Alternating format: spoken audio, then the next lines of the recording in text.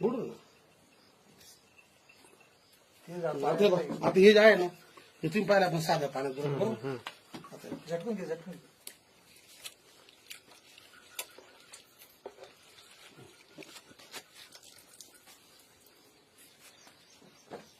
बिलगलक होती.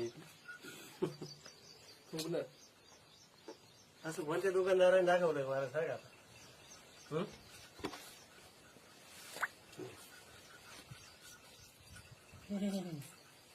एक एक झाड पाहिजे तुम्ही याच्यात आहे ना कोणतं पण तुमचं एक एक झाड पूर्ण झाड सगळं ऍक्टिव्ह करून टाका.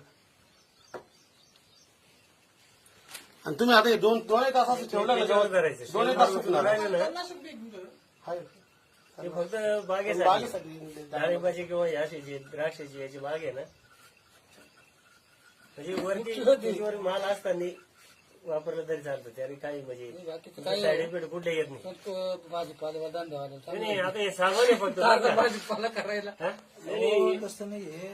तुमच्या दृष्टीने साबण आहे. थोडीशी ताकद आहे बा ती असं. एवढं ताकद आहे प्रॉडक्ट मध्ये ते तुम्हाला दाखवायचं. तुम्ही जे म्हणता ना तुमचं सुकलेलं झाड आहे ना झाड- झाड- त्याच्यावरती काय करायचं मगा भरून घेऊन जा त्याच्यावर टाकून पहा ऍक्टिव्ह कसं करते ते. जायला आणि या पाटीतलं टाकून या. पाठीमधलं जे आहे जास्त नाही टाकायचं त्यात थोडंसं मिक्स करू आपण थोडं. हा बघा. आळूचं पान आहे की नाही? आळूचं पान आहे आळूच पान आहे का? आळूचं नाही आपल्या टमाट्याचं ऍक्टिव्ह करायचंय. टमाट्याचं नाही नाही आळूच्या पाण्याला सुद्धा जे तुम्ही त्याला पाणी लटकत नाही ना याच्यात तुम्ही टाका आळूचं पाणी लगेच लगेच पाणी ताबडतोब म्हणजे स्प्रेडर ऍक्टिव्हिटी हे टाकून ये. थांबा एक मिनिट एक पान आहे. झालं फ्रेश. टाकते ना.